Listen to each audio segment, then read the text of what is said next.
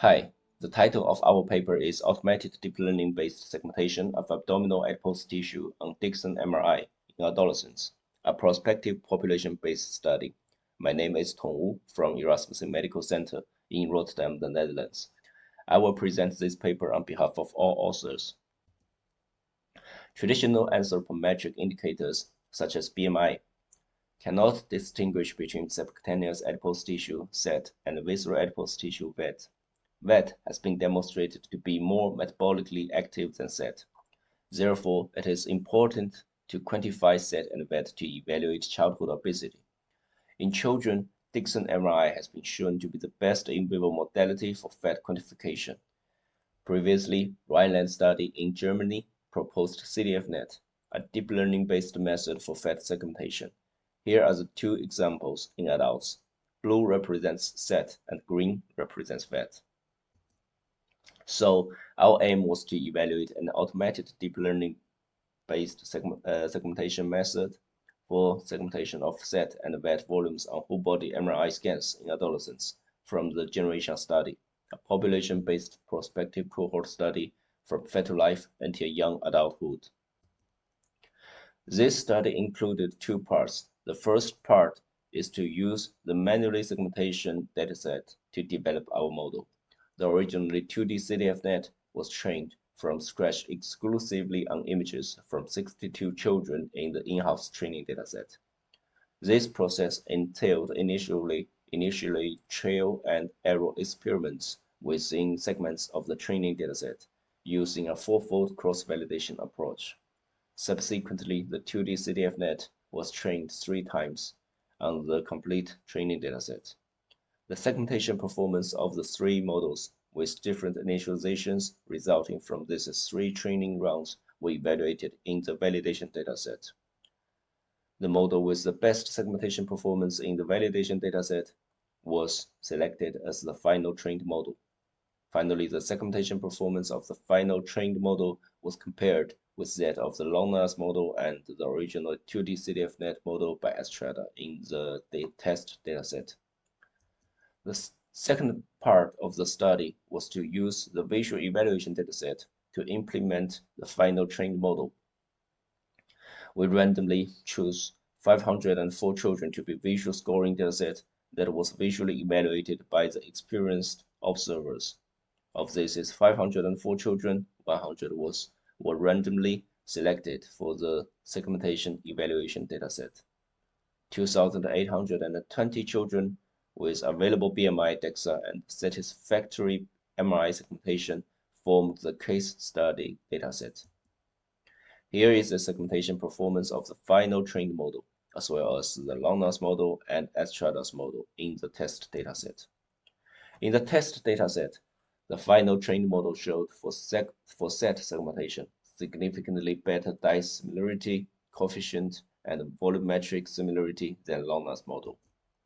And for VAT segmentation, significantly better dissimilarity coefficient than Lona's model and Estrada's model, and significantly better volumetric similarity than Estrada's model.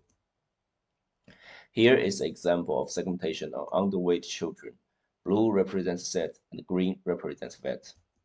And this is an example of normal weight children, and this is an example of overweight children. Here is the results of the 2 readers' assessment in the visual scoring dataset.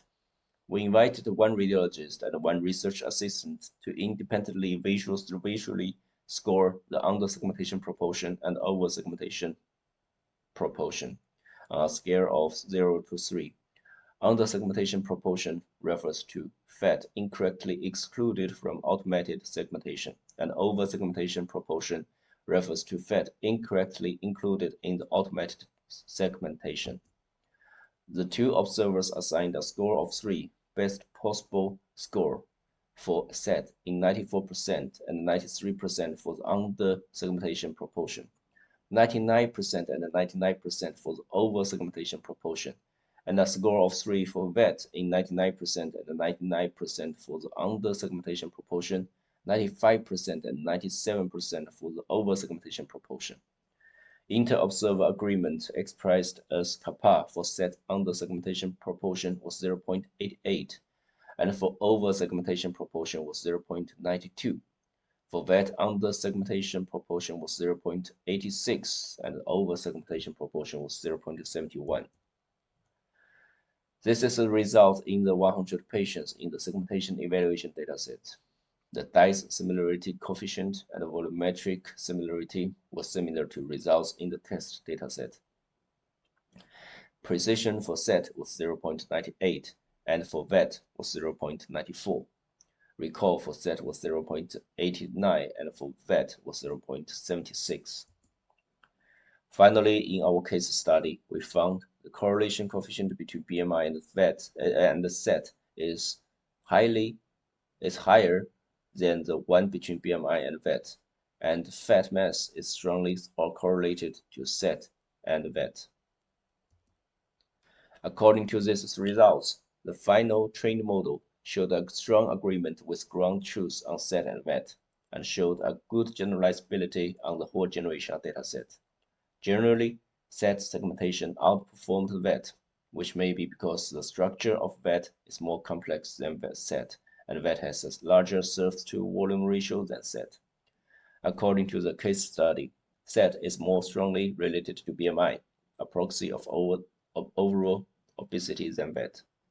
In addition, when we analyze set or vet in research, fat mass should be taken into consideration due to the high correlation between them.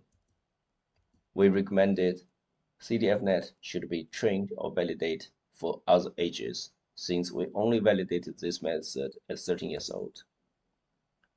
In summary, we have validated the accuracy of a deep learning-based method for quantifying abdominal fat on adolescent MRI scans. This work may therefore greatly facilitate studies investigating abdominal fat distribution in adolescents and its correlation with clinical outcomes. Thank you very much.